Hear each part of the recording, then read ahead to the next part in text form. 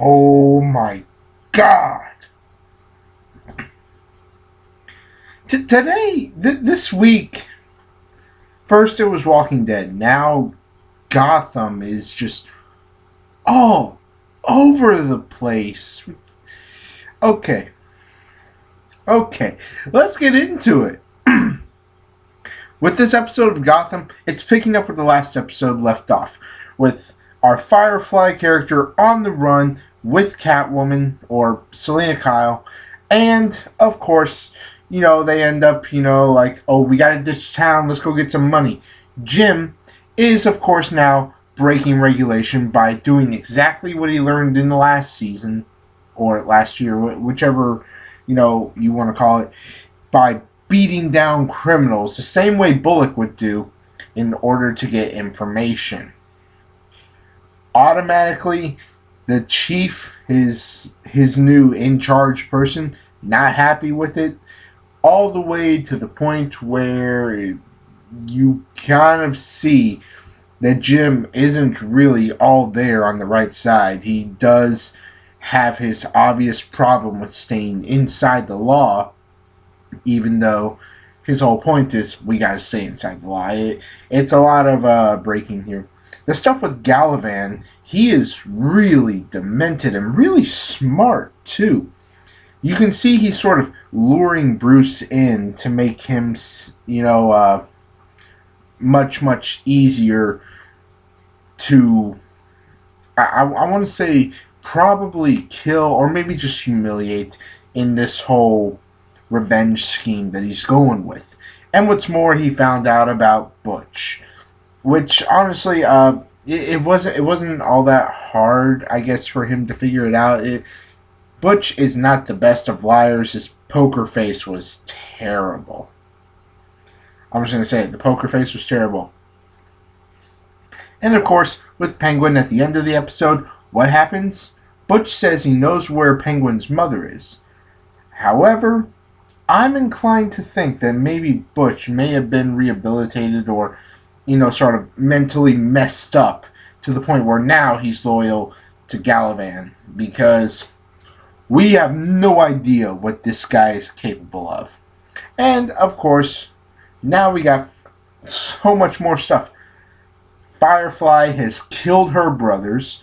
Now, she has gone so far as to just become some sort of vigilante, save people from bullies and oppressors. And what happens? She gets shot in the tube for the flammable whatever she had. and what happens? Of course, she decides to keep lighting stuff on fire, and what happens? Kaboom! Gets lit on fire. Now, at first we all think, oh, she's dead. Turns out, no. In fact, oh man, she's still alive, stuck in Wayne Enterprises. We got the stuff with Bruce. I'm going to say this right now. That point where Alfred is teaching him to fight dirty because his enemies aren't going to do, the honorable fight thing. They're not gonna play by the rules. Was really smart, and I thought it was hilarious when Bruce got punched in the face by Alfred. I know I probably shouldn't have been laughing at that, but it was just too funny. I couldn't help it. It was hilarious. And then, of course, we got the stuff with Riddler, which we all knew was going to happen at some point, but I didn't expect it to go down like this. Not only was she already suspicious of him, but after so much happened, he could have kept his mouth shut, but he didn't. He said, oh, I killed him. I killed your ex-boyfriend because he was abusing you. And he showed her the badge. He could have said, he already knows that we're together and, gave me a warning saying, I do anything to hurt you, I'm dead. This episode was just all over the place. Penguin is much closer to losing it. Jim is just trying his best to keep all the promises that he makes, in the end, constantly getting thrown around to all these different situations, trying to figure out how can I solve this problem, but always coming up short, which really sucks. So much happened in this episode. Honestly, I think this episode was really keen on making sure that Jim really that that I lost my words there for a second.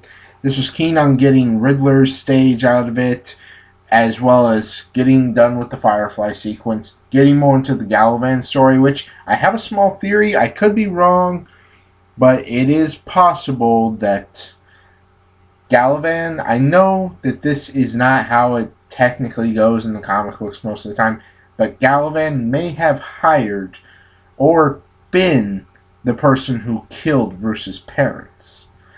It's unlikely, but it's just a small theory. I just wanted to throw that one out there.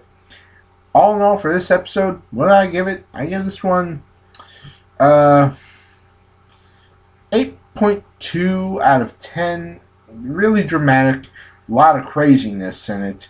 And with Jim's whole, trying to do the right thing, trying to talk her out of the situation, and obviously not working. That was a good point too. Episode felt a little slow though. Like it just seemed to be dragging itself out. That's a personal thing. Anyway, I guess that's it for this episode, you guys. Let me know what you thought in the comment section below. And be sure to follow me on Facebook, which is in the description below. Be sure to hit that like button, smash that subscribe button, share this with as many people as you can. I greatly appreciate it. And stick around later tonight for my review of Supergirl. I know I'm pointing at the Superman chest, but I'm going to take my first look at the Supergirl show because I have it on DVR recording. And I can't wait to watch it because as much of a Boy Scout as Superman is, I can't deny that I think he's okay as a superhero. I think Batman, the main man here, I think he's so much better, but, personal preference. Oh, I just pissed off every Superman fanboy. I will say this, I like Superboy a lot better than Superman. Anyway, I've been Kendricks. As always, people, have an awesome day. I'll check you guys very soon for Supergirl. Peace.